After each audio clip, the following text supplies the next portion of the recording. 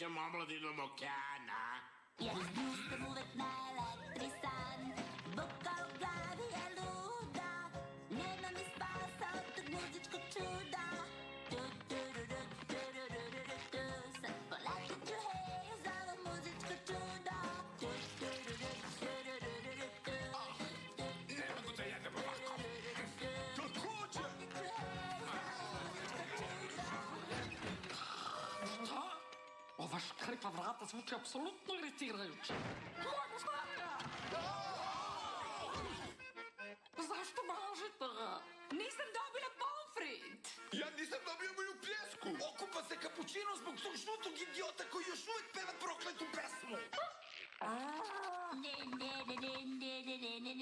Suza baba, prekini da pevaš, dečača. Zbog tebe gubim profit. Gospodine Krava, pokušavao sam i pokušavao, ali te pesme mi se stalno vrti u glavi.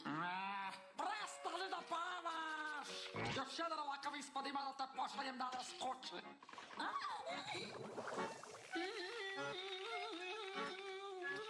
Muzičko čudo. Začepi širom oči, ali to nisu moji oči.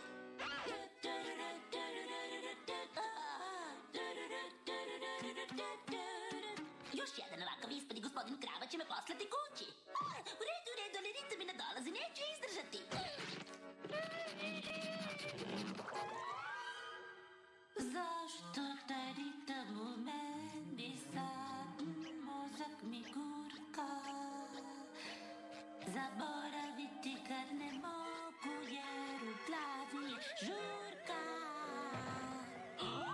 Šta to radiš, ima laptula? Dosta je bilo, završio si za danas. Ne mogu da bežim od tog muzičkog čuda. Muzičko čudo.